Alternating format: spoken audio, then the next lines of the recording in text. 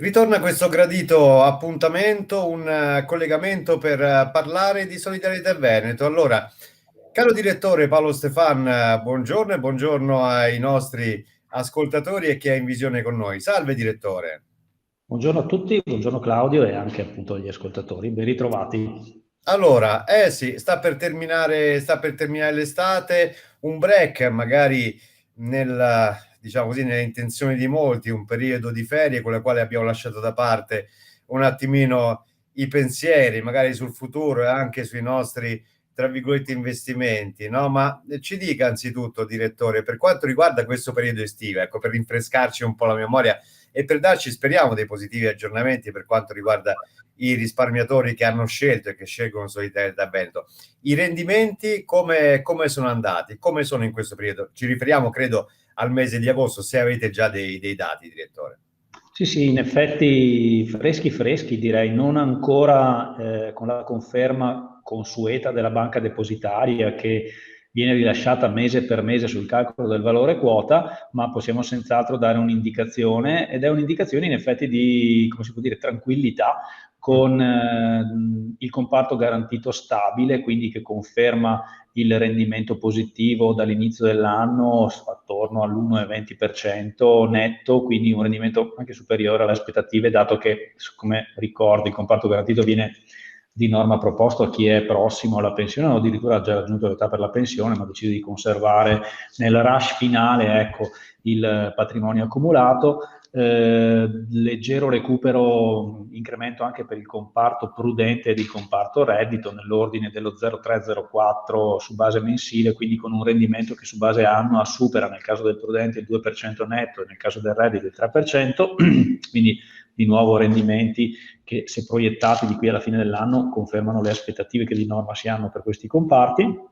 E poi molto bene il dinamico, che con il più 1% erotti di agosto supera il 6% dall'inizio dell'anno. Quindi, che dire, un mese di agosto certamente molto tranquillo dal punto di vista dei mercati finanziari, ripetendo un po' cose già dette in passato, forse anche troppo, tanto che si registra un certo incremento della propensione al rischio da parte degli iscritti, Mm. qualche volta giustificata, sostenuta dal lungo orizzonte temporale che permette anche di approcciare comparti con determinati livelli di rischio, qualche volta magari non proprio coerente con la scelta della previdenza complementare che suggerisce negli anni nei quali ci si approssima alla pensione di contenere i livelli di rischio, perché chiaramente veniamo da un periodo molto buono dal punto di vista dei rendimenti, ci siamo salvati bene lo scorso anno con Covid, bene anche quest'anno, è abbastanza, come dire, quantomeno porsi la questione di come andranno le cose in futuro, credo sia doveroso. Ecco. Certo, come andranno le cose in futuro, appunto, direttore? Secondo lei, ecco, questa fiducia ai risparmiatori può essere data dal fatto anche dei dati della ripresa economica in Italia, addirittura credo sopra i livelli attesi, e anche un punto interrogativo su quella che sarà quota 100 che è annunciata verso la fine di quest'anno, appunto il superamento di quota 100, e col punto interrogativo su quale sarà la riforma delle pensioni. Si parla anche di un ritorno alla Fornero piuttosto che anche di altre ipotesi che stiamo attendendo. Quindi magari i risparmiatori dicono, vabbè, ok, ci penso un po', meglio che io ci pensi per conto mio, visto che le cose stanno anche andando bene dal punto di vista degli investimenti nella previdenza complementare. Possono essere due fattori che influenzano, diciamo così, il risparmio gestito da voi. Allora, mi hai costretto a prendere due appunti perché troppi temi interessanti in un Eh, colpo solo. Comunque no, va benissimo così. Allora, prendiamo dall'inizio. Quindi la questione situazione futura, andamento dell'economia e così via. Beh, allora, nonostante il mese di agosto, noi, come sai, gli uffici sono sempre aperti, anzi abbiamo avuto una forte interlocuzione anche nel mese di agosto con i nostri iscritti. Adesso stanno riprendendo anche le assemblee, gli incontri nelle aziende che ci sì. vengono richiesti soprattutto dalla parte sindacale. Che tipo di fotografia stiamo facendo? Effettivamente quella di un'economia qui nel manifatturiero veneto in forte ripresa.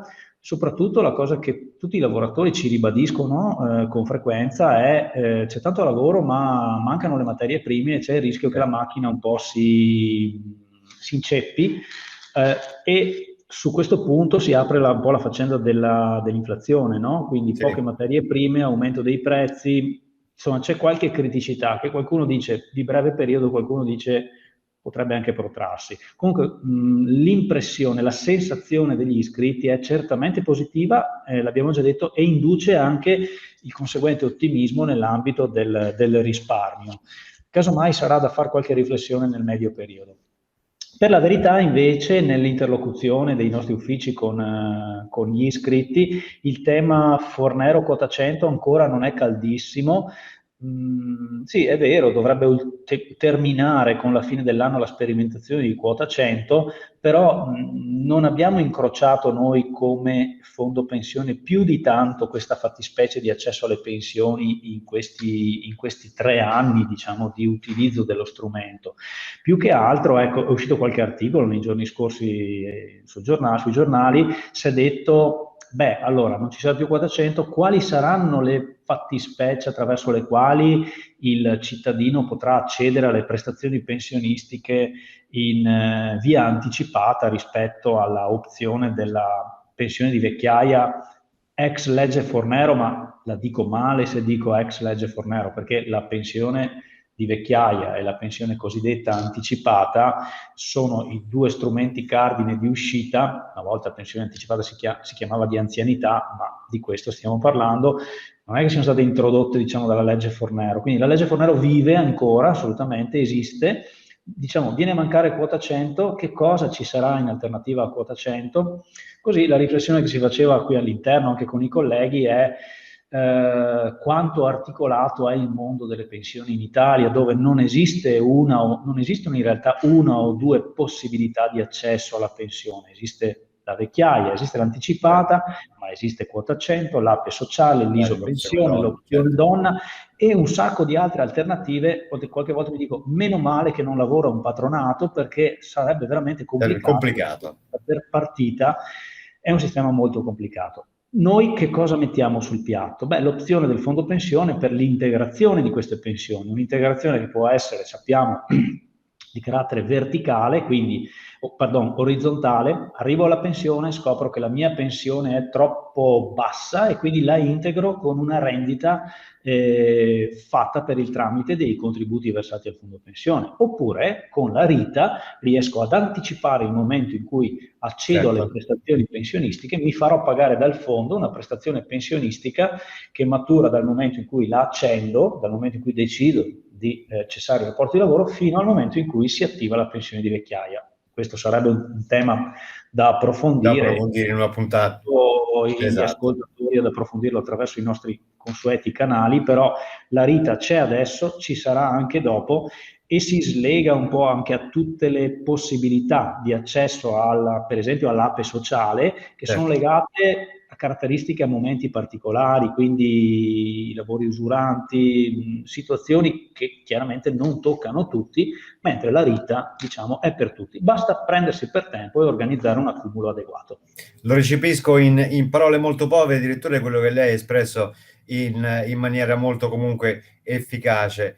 Visto che c'è tanta incertezza, ci penso per conto mio. Questo qui potrebbe essere il pensiero di un risparmiatore, ma delle volte, ecco, il pensiero è anche, dunque lei diceva dei tassi, che ok, sono importanti, cioè quanto mi rende il denaro che io investo nella previdenza complementare, ma quanto me lo tassa lo Stato?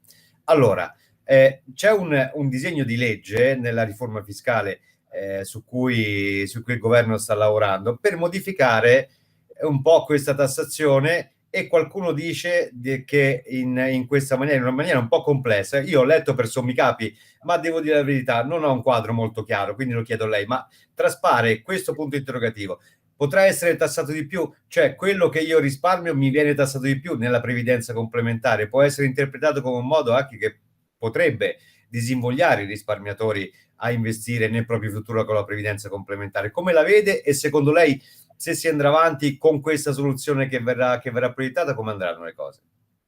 Ma allora, diciamo così, anzitutto, la normativa fiscale italiana per quanto riguarda la previdenza complementare è una normativa di forte tutela.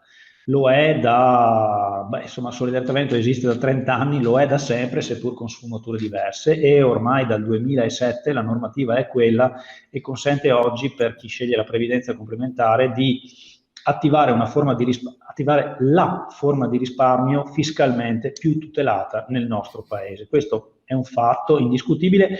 Riguardo alle discussioni che tu hai così citato, in realtà non ci sono disegni di legge. C'è stato che cosa? C'è stata una posizione che è stata resa pubblica dal Parlamento.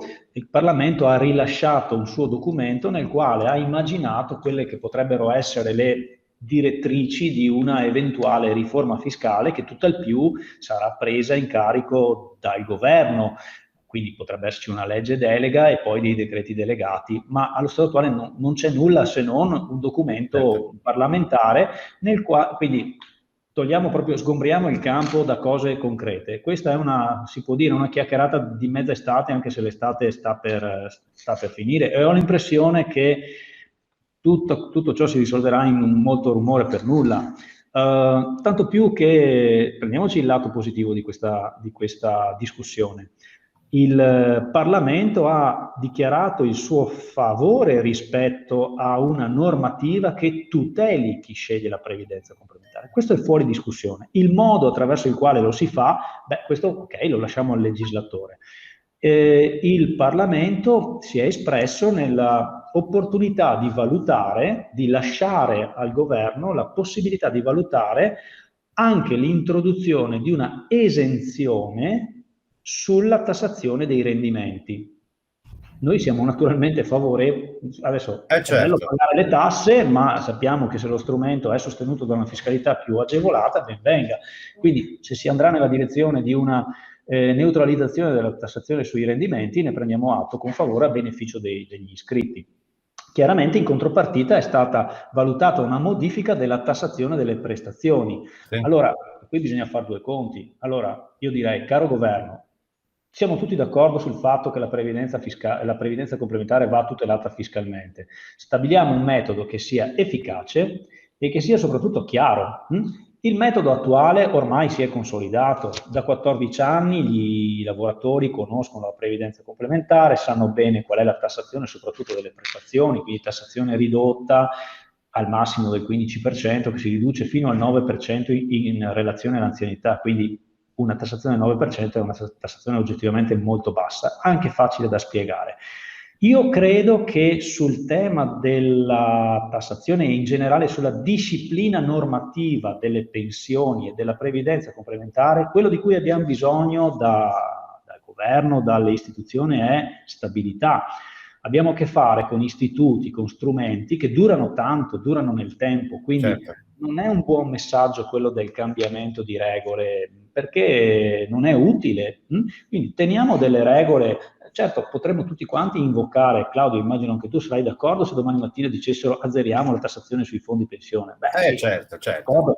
Allora, meglio una tassazione sostenibile e un modello che nel tempo Che duri sia nel tempo. chiaro, comprensibile e stabile soprattutto. Direttore, un'ultima domanda, una cosa che rimarrà nel tempo per i prossimi anni sicuramente è il PNRR, cioè gli investimenti a lungo termine. L'Europa ci dà dei soldi, noi però dobbiamo investirli, noi come Italia, dobbiamo investirli in una certa maniera, nell'ambito anche della sostenibilità. Dunque, voi nella precedente chiacchierata mi diceva, direttore, che state investendo anche in soluzioni alternative, cioè io che verso i miei soldi a voi li investite anche in investimenti alternativi. Adesso, tra l'altro, anche l'Europa sta lanciando degli euro bond che verranno emessi a breve. Quindi io investo i miei soldi in voi li investite in investimenti che sono compatibili quindi con il PNRR, nell'ambito dei criteri di sostenibilità, dico ambientale, ma dico anche etica? Allora, diciamo così, Solidarietà è un fondo, per fortuna o per merito, non lo so, in forte crescita, quindi in 2 anni il patrimonio è cresciuto di 400 milioni. Più il fondo cresce e più deve cercare di realizzare al meglio delle sue possibilità un principio che è di buon senso, di finanza e anche di legge, quello della diversificazione. La diversificazione passa attraverso la scelta di strumenti finanziari variati, ma anche la scelta di asset class, cioè di tipologie di investimenti differenziati, quindi non solo per esempio azioni e obbligazioni quotate sui mercati finanziari, ma anche per esempio investimenti nelle aziende, nelle PMI non quotate, nelle infrastrutture, ecco qua il legame col PNRR, no? Quindi con gli investimenti infrastrutturali, investimenti nel private debt, cioè nel debito delle aziende non quotate, e così via. Bene, Solidarietà Veneto ha intrapreso questo processo di investimento nei cosiddetti strumenti alternativi, ma un giorno non saranno neppure più alternativi perché saranno praticati anche dai fondi istituzionali italiani, come accade nel resto d'Europa. L'ha iniziato già da tempo questo processo. Quest'anno è in corso e qui lo do un po' anche come annuncio agli ascoltatori, è in corso la realizzazione di un progetto che prevede l'allocazione di indicativamente 25 milioni di euro nel Private Equity Italia, attraverso l'individuazione di più fondi di investimento dedicati a questa fattispecie, 15 milioni di euro alle infrastrutture Italia e 50 milioni di euro alle infrastrutture Europa. Tutto in chiave di sostenibilità, quindi due parole chiave, infrastrutture e sostenibilità.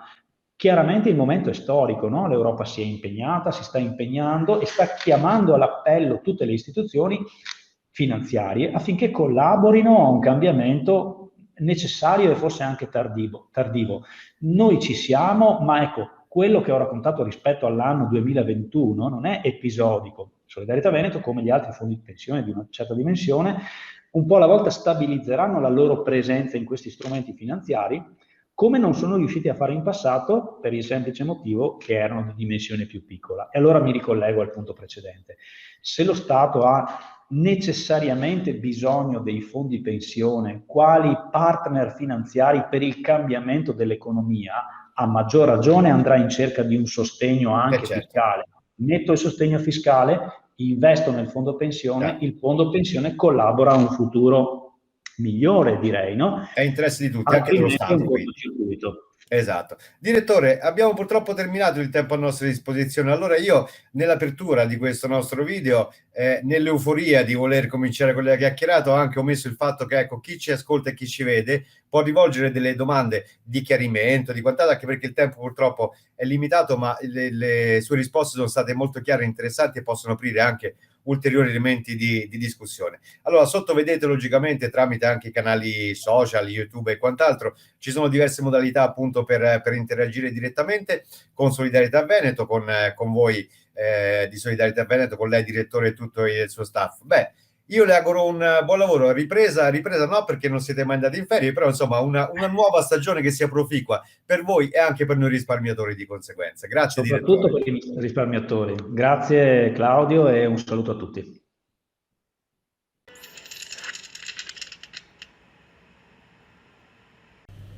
Messaggio promozionale riguardante forme pensionistiche complementari. Prima dell'adesione leggere la documentazione prevista da COVIP.